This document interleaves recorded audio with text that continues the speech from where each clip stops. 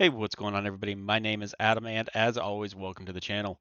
Today we're taking a look at TryHackMe's RootMe, a CTF for Beginners Can You Root Me room. Now, this is, as mentioned, a beginner's CTF room. It has some very basic fundamentals, but they're good to cover. And I'm doing this because I want to kind of change things up and bring the channel back to kind of where it started. That doesn't mean I won't do more tech toys and all that, but I'm studying for the OSCP myself, and I'm trying to work through Lane Kusnagi's list. And doing these walkthroughs and kind of explainer videos helps reinforce what I've learned through these rooms. And if somebody's watching this and sees something that I could do better, they'll probably let me know, and then I'll have learned something new, or maybe you'll have learned something new. Either way, this room is ready to go. I am using OpenVPN to connect to this room. I won't be using the attack box.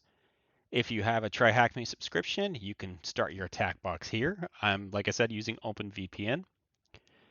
I have gone ahead and already started the room, so it's up and running. We can go ahead and ping this IP address just to make sure I am properly connected. And we do have a return. So I have already done this room. I've already reset this room, so I'll be working from scratch. So connect to the TryHackMe network and deploy the machine. We've already done that. If you haven't, go ahead and pause the video, wait till your machine is up and running, till you have an IP address, and once you have a successful ping return back to this video. We'll go ahead and complete.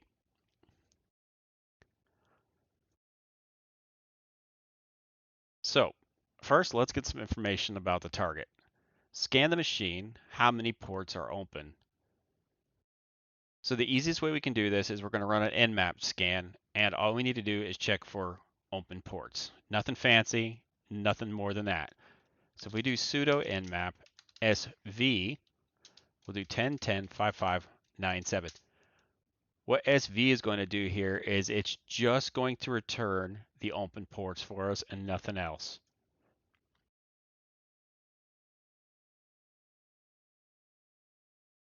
Okay, so we have our ports returned to us. We can see we have port 22 SSH and port 80 HTTP.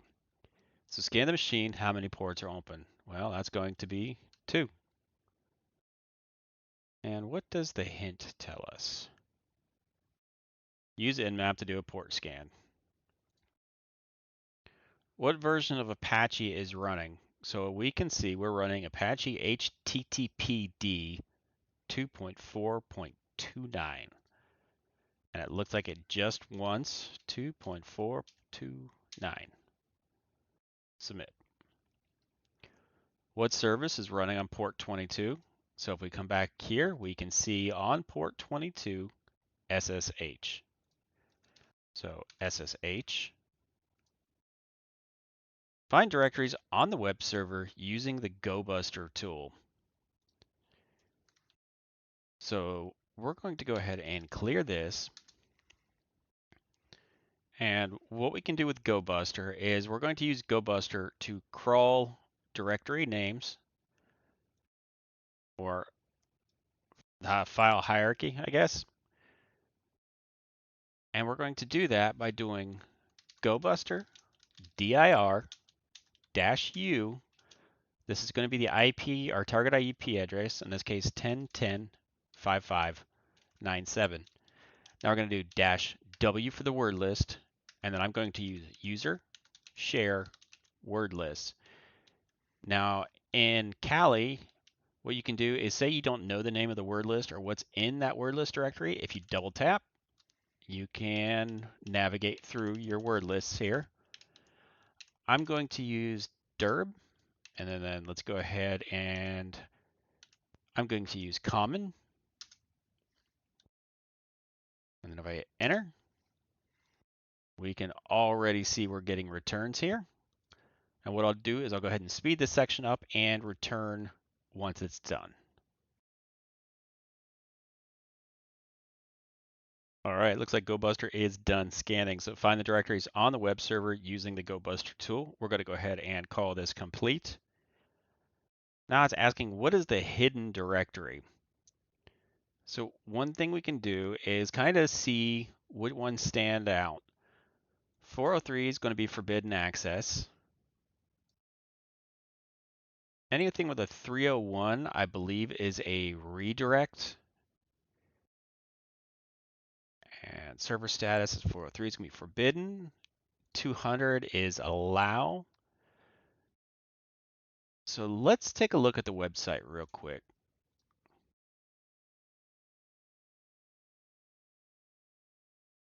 Root at RootMe, can you root me? So clicking around here, trying to highlight anything, nothing really interesting. Let's go ahead and view the page source.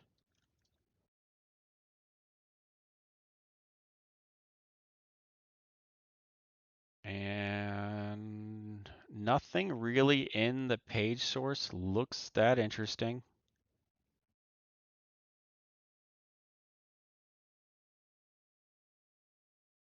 So we'll go ahead and close that. And then let's see, I'm almost certain this index PHP takes me to this site. So we know the site's running PHP because index PHP. And for shiggles, let's just try and go to like JS. There's JS, CSS.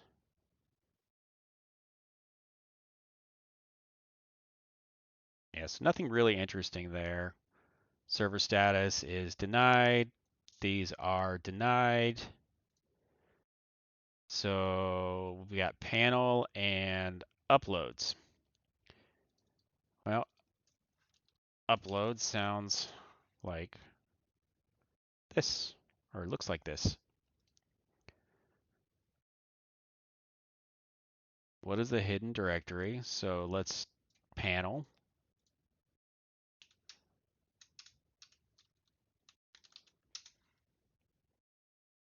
Okay, so panel, we actually can do something with. Upload. Error or something. I don't know what this, I don't speak this language, so I'm assuming the bright red warning sign is a no-go. So what is the hidden directory? We're going to say panel.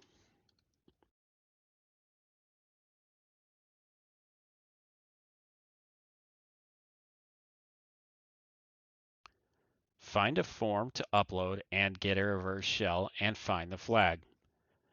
So we know we're looking for user.txt because it tells us that's the name of the file right there. Find a form to upload and get a reverse shell. So we know we're working with PHP. We need a reverse shell. And we know the flag is going to be under user.txt. So with all that information, let's go to revshells.com. And we're going to go to PHP Pentest Monkey. And this is a very useful site made by Ryan Montgomery, I believe. Let me make sure I'm giving proper credit. Yeah, O Day or Zero Day by Ryan Montgomery.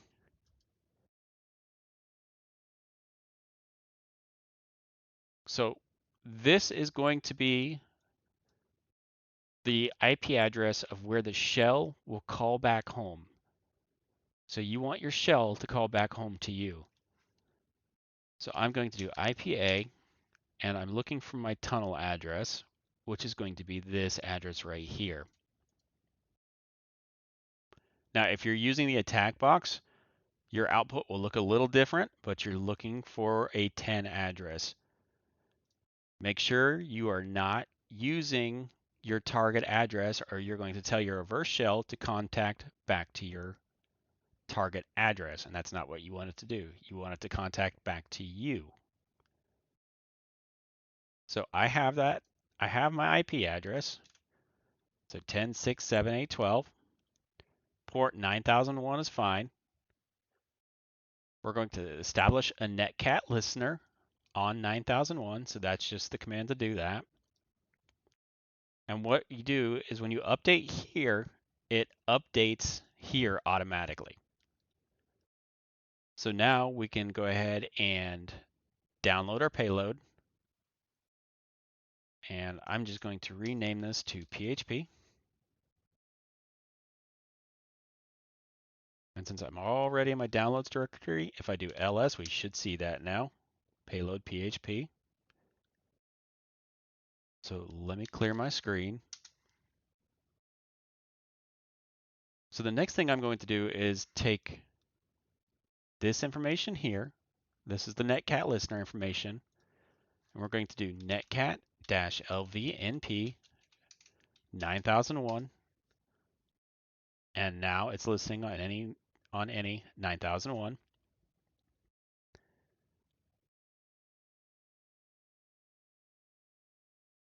So we're going to take our file here, go to downloads, payload PHP, and we can see that right here, and we do upload.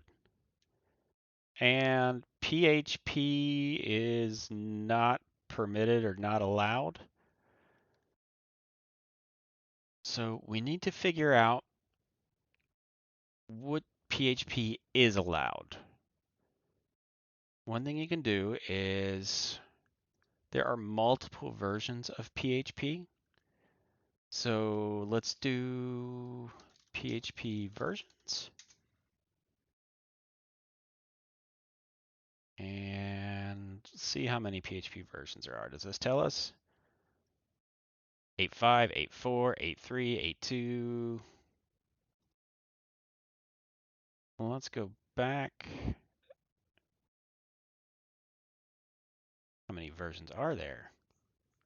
PHP 1, 2, 3, 4, 5, 7, and 8. That's weird. Did they skip 6? Huh. Okay. So what we could do is, let's take a look. I don't think it showed any footers.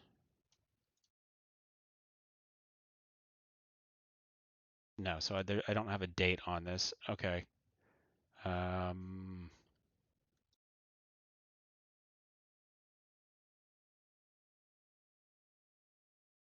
going to assume it's not using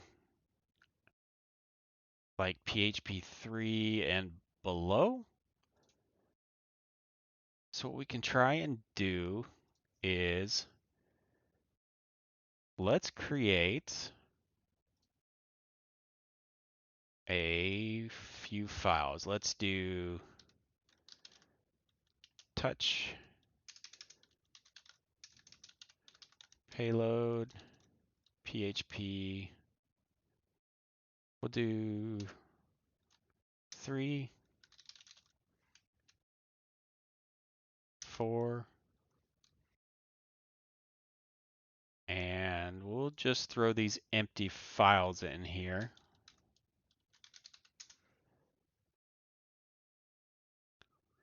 Let's do 3, upload. Okay, so we have a green rectangle. Let's do 4, open, upload. Okay, so 4 is fine. So it looks like, what if we do touch payload PHP 1?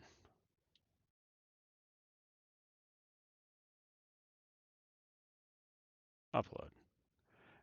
Okay, so it looks like it's just restricting directly to PHP, like the extension just PHP. So let's do this. We'll grab this. Oh, uploads. No, that's an older one. We'll grab this, and then we'll do uploads. And we can see our empty files are in there. So we've got 1, 3, 4. And okay, so let's sudo move payload PHP payload PHP to payload PHP 5. Now this is the actual payload, and if we take a look,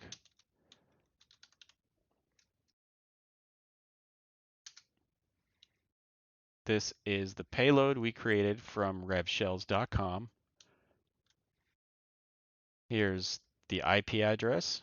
So this is the IP address of my current virtual machine, the port that it will be listening on, and the command it's going to execute once the shell connects. I'm going to do Control X to exit out of there. Let's clear this, make sure it renamed to payload 5, which it did. So now if we do open, upload, and we still have green, which is good.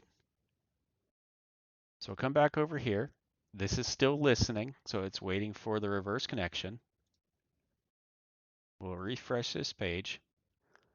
Now a reverse shell, a PHP reverse shell, should not load the page, or usually doesn't, and will kind of sit there and spin looking like it's doing nothing. So if this works correctly, nothing really should happen on this page. However, on this side, we should see the connection take place. And there we go. We have a connection back to our machine. So we are the user www-data, and if we do who am I, we can also see that.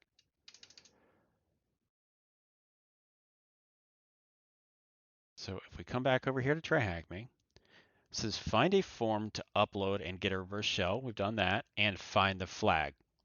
So our flag is going to be somewhere in here. So if we do pwd for print working directory,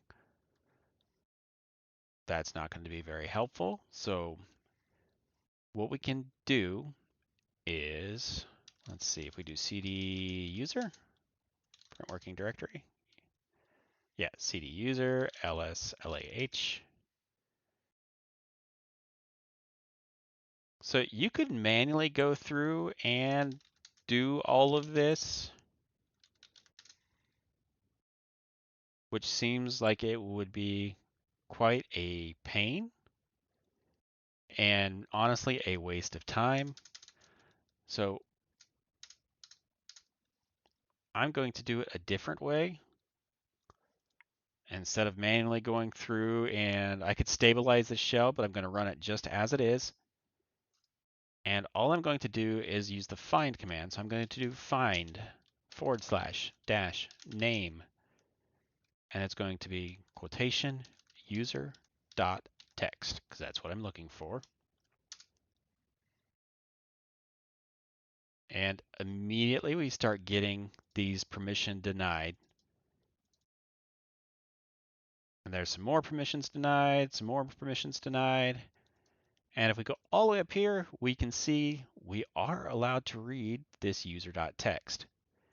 Now, this is a lot of noise, and it's easy for this information to get lost. So what you can do is, let's make some space here. We'll do the same command. We'll do find / name quotation user.text, but this time we're going to do the number 2,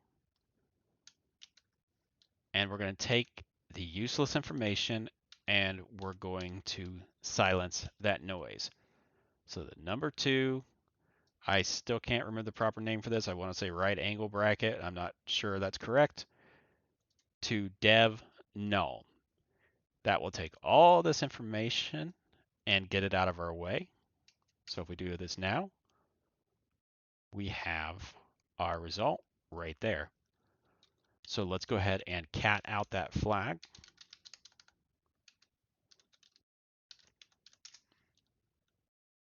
And we have our flag. We'll submit.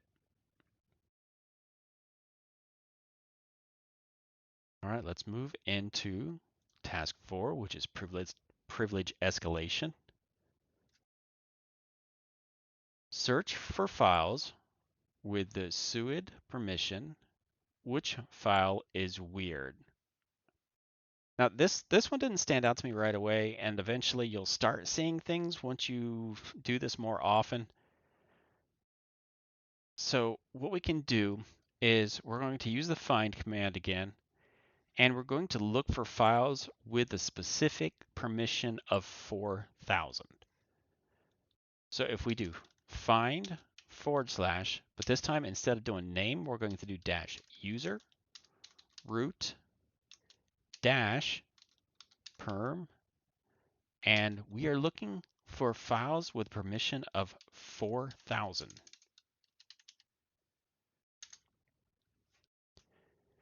And again, we see all this noise. This stuff is just in the way and clouding everything.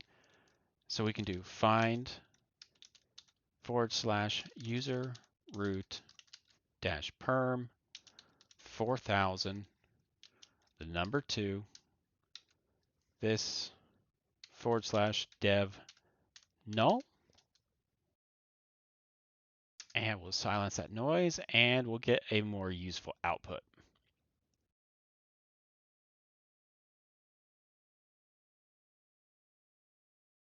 So we're looking for SUID permissions. Which file is weird?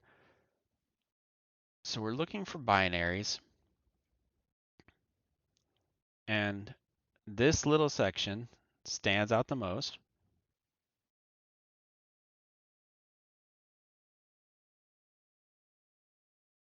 And if we take a look, even the shadow hint kind of gives us an idea of where we should be looking.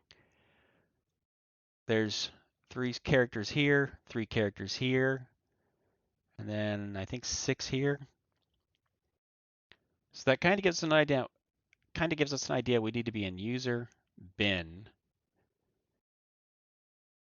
Because if we take a look at user lib, nothing really there. But if we go through user bin, pkexec, passwd, new group, sudo g passwd. But what we can do is, if we go over, we want to look at GTFObins. Okay. Do not go to GTFObins.com. Go to this link right here. So what GTFObins is a curated list of Unix binaries that can be used to bypass local security restrictions in misconfigured systems. So we have these here. This is kind of a process of elimination. So user bin, and then it's hard for me to read. I want to say 6, 1, 2, 3, 4, 5, 6. So let's see.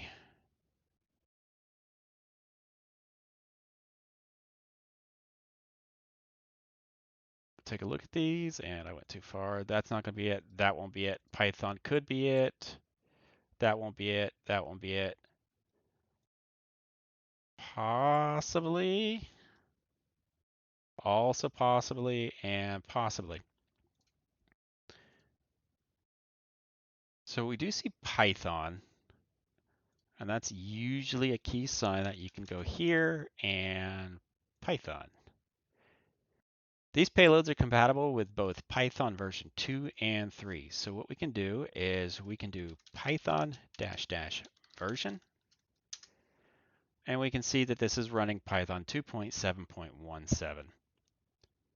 With that information, let's just start with Python. So we are using SUID. If the binary has the SUID bit set, it does not drop elevated privileges and may be abused to access the file system, escalate, or maintain privilege access as a SUID backdoor. If it is used to run sh-p, omit the -p argument on systems like Debian that allow the default sh shell to run with SUID privileges. So the example creates a local suid copy of the binary and runs it to maintain elevated privileges. To interact with existing suid binary, skip the first command and run the program using its original path. So we have existing binaries. So I'm going to grab this and I'm going to leave these two parts out, the period and forward slash, because I ran into issues with that earlier. And I'm just going to run this as is. So if we do who am I, we can still see I am www-data. If we paste our selection here and we run this command, nothing happens. Our $sign disappears. And if you're not familiar, you would assume this had errored out or something didn't run correctly.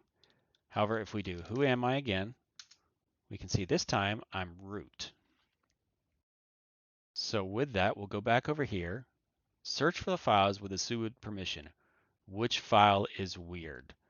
So user bin Python. Find a form to escalate your privileges. I don't like the way this sentence is worded, and it may just be the way I'm interpreting it. Find a form to escalate your privileges. We just escalated the privileges using this command from GTFObins. I think it should be like find a way to escalate your privileges. But again, it could just be the way I'm interpreting it. But I'm going to go ahead and consider this complete. And if we take a look at the hint, I believe it tells you to go to GTFObins. Yeah. And then it just says root.txt. So we can assume we are looking for root.txt. You could approach this two different ways. You could just go to cd root, or you could try cat root.root.txt to see if it's there, and yes it is. Or if it's not sitting in that directory, you can use the find command used earlier. So you do find /-name quotation root.txt. Again, we're going to quiet all the noise. So we'll do dev./null. And then we can see it's the only one in root and then root.txt. And if we just do the same thing from earlier, same flag.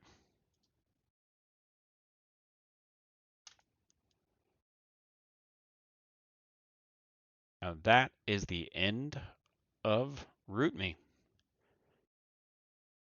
Let me know what you think of this video, if there's anything I can improve, if there's things you saw I did wrong or different ways you feel would be better. I would greatly appreciate any information. And as always, thank you for watching. And until then, I'll see you in the next one.